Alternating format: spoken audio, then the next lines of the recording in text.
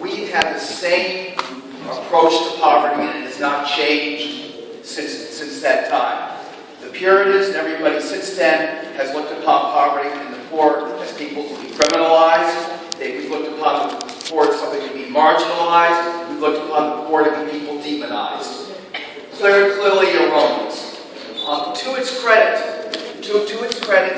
in the 1940s, led to significant reform by Eleanor Roosevelt, we passed the UN Declaration of Human Rights.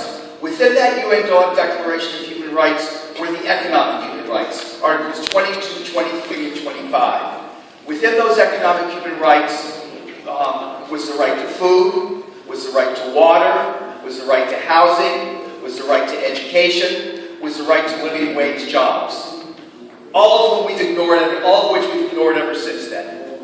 It's been an outrage. It's an outrage that in this country, which is the wealthiest country in the world, that we have such a huge degree of poverty. It shouldn't happen.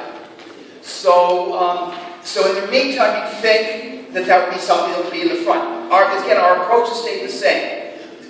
Nobody looks upon poverty from a perspective of being structural. That is that we don't provide enough living wage jobs. We don't provide support. Nobody looks upon it from a perspective of being from social stratification. That we have the very wealthiest, and that are getting wealthier and wealthier. And in order for them to stay the way they are, we have to have very poor people.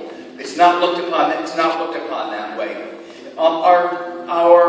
At the same time, our political leaders don't address it at all. And I'm talking about both Republican and Democrat. In our last three elections, in the general election, you'd be with one exception, you'd be hard pressed. In fact, you can't find anybody talking about poverty. They talk about the middle class, but they never talked about poverty. The one exception to that, interestingly enough, was Paul Ryan as the vice presidential candidate 4 years ago. At that time, as he talked about poverty, then he talked about it the same way the Puritans. We have to deal with their character deficits, the human deficiencies, and that way we'll get out of poverty.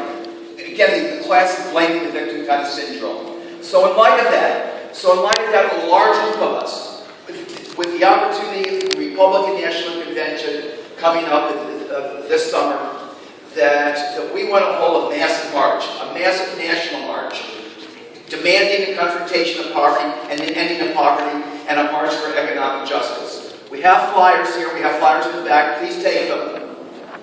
And we like your participation. We have a large planning group that's been working with well over 20 organizations, a few of which are the planning committee members are here. We have a whole list of priority issues, among others, that we want to exploit. But we have the opportunity here to be able to demand and to get attention towards confronting poverty that has not happened before. And so we need your participation.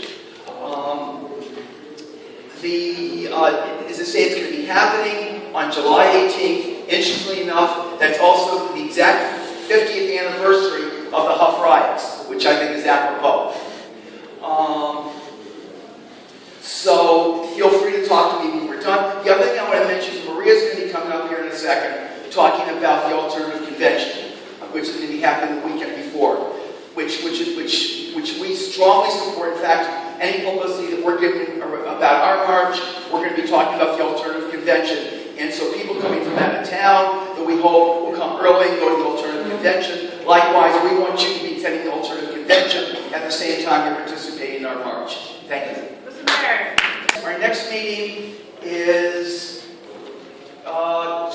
it's 2 weeks from Monday, whatever date that is, at 1:30 at 3500 Lorraine Avenue.